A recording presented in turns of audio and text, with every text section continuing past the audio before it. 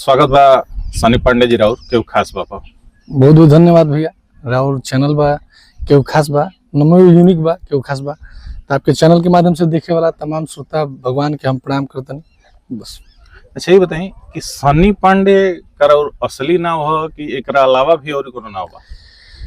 देखिए होला एगो घरे पुकार के नाम होला और एगो रजिस्टर के नाम होला। तो हमार इनाम जैसे गांव खाती घर आंगन में बुलाइल सनी पांडे रजिस्टर के नाम स्कूल में हमारा है शशांक पांडे। अच्छा।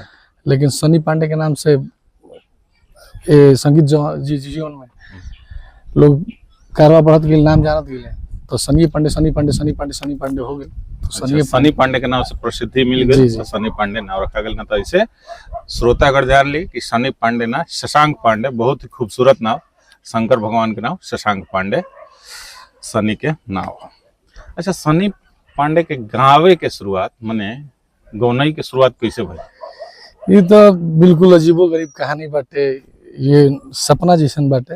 एकर तो कोनो शुरुआते ना रहे कि कहाँ से शुरुआत करे के बा। शुरुआत से ये प्रोफेशन में ना रहने कि हमरा संगीत जीवन में जाए के बा। अचानक मन्ना होला कि बचपने से हमने के गाई ले जा। पिताजी पूर्व प्रधान रहल बने ग्राम सभा के, तो हमारे स्कूल में हमेशा मुख्य अतिथि बन के जाते थे वो।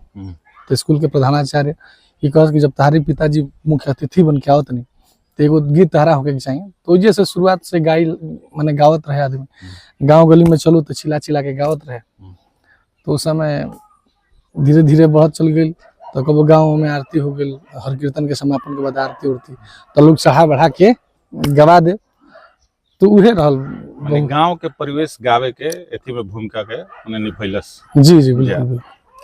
अच्छा, गांव घर के कितना सहयोग मिलल सनी पांडे के कि हाँ भाई एगो होला कि लड़का के आगे बढ़ावे में गांव घर सहयोग करला, कितना सहयोग मिलल? भरपूर सहयोग, सब परिवार, खानदान, टोला मोहल्ला, गांव पड़ोस, जवार सबके बहुत सहयोग रहल। एगो समय रहे जो ना समय पे लोग आश्चर्य में रहल कि तो पढ़त लिखत रहे लड़का, खेलत कूदत रहे, अचानक कहाँ से लाइन ट्रैक चेंज करके संगीत जीवन में।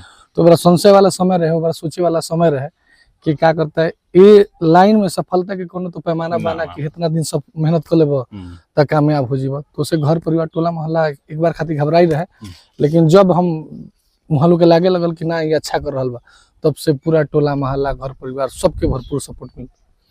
अच्छा, सबसे पहला स्टेज शो माने कब और कहाँ गई उस समय के माने एगो फीलिंग का रहे, अनुभव का रहे? सबसे पहला स्टेज शो तो हमारा गांव में रहे, एगो गाँव ही में। अच्छा। एगो पासवान जी के दरवाजा पे कार्यक्रम रहे।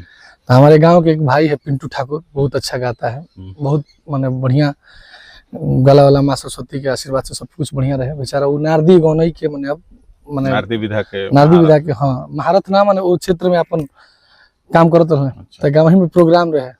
तो हम मम्मी हमारे 1000-1500 रुपया दिल रहा कोनो सामान ले आवे खातिर, मम्मी के तारा लेके आवे के बाद सामान मम्मी दिल रहे पैसा, तो हम ओकरा के खुदरा करा ले रही 1500 रुपया के। आ चल गई कि आज बिना गौले हम मानम ना। तो ओकरा हमरा कुछ के ज्ञान ना रहे, एक गीत संगीत के जीवन में आइलो ना रही, लेकिन वो सपना रहे कि तनी करल जाओ। तो गई रहे आदमी, वो बेचारा गावे, तो हम अपना गावे खातिर उनका के नोटवा देखा के दी कि जान के देव लास्ट में मोही के हमरा से गाना गवाली भाव। तो कुछ ज्ञान ना रहे, स्केल के भी ज्ञान ना रहे। वो लड़का एकदम पारंगत था, माने गीत गौनई में एकदम खूबसूरत आवाज रहे, एकदम वो जमैले बने। हमरा कुछ की जानकारी नहीं है। तो जमा के यहाँ छोड़े रहते हुए अपन स्केल ऊंचा स्केल में गावत रहे बेचारा, हमरा स्केल की जानकारी नहीं है। हम वजह से एक गाना उठा दे वो तना जब स्केल मिलबे ना करी, जब सुर मिलबे ना करी बेंजो और आप के, तो जाहिर सी बात बा कि खूब बाउर लगे लगे। तो आतना बाउर लगल, हम अंदर से खूब लजा तनी क्या ये दादा तो हमरा के गाना गावे के दे दो, कितना हम बाउर गावत, हम जितने बनावे के कोशिश करी उतने बिगड़त चल जाता है। तो बड़ा माने उसका शर्मिंदगी हो जाके लोग बैठा ना नहीं तो का कपार ऊपर चाटे लगल बा। अच्छा, सबको जानल चाहला हर एक इंसान के एगो गुरु होले, तो सनी पांडे के गुरु के है? हमारे पूज्य गुरुदेव भगवान गीत संगीत के हमरा खातिर हमारे माई बाप पूज्य गुरुदेव श्री अजीत हलचल गुरु जी हैं। अच्छा। जेकर पुत्रवत स्नेह मिलला एक कलयुग में ना जाने कोना जन्म के पुण्य ऐसा कैले कि हमारे गुरु जी श्री अजीत हलचल गुरु जी। अच्छा, गायक बने के प्रेरणा, क्योंकि आदमी देखेला कि हर एक चीज के केहू से इंसान प्रेरणा लेवेला। जी जी। तो गायक बने के प्रेरणा केहू से मिलल बा का सनी पांडे के? प्रेरणा ना कहाँ के उससे वैसन कोनो लगावे ना रहे। लाग ई बा कि हम गावत देखनी इनकरा के बड़ा अच्छा गावत रहे, बड़ा इनकर प्रसिद्धि बा, लोग इनकरा के मानता जानता, उ देख के कि हम मन में हम इहे हमरो हासिल करेगा। बिल्कुल बिल्कुल।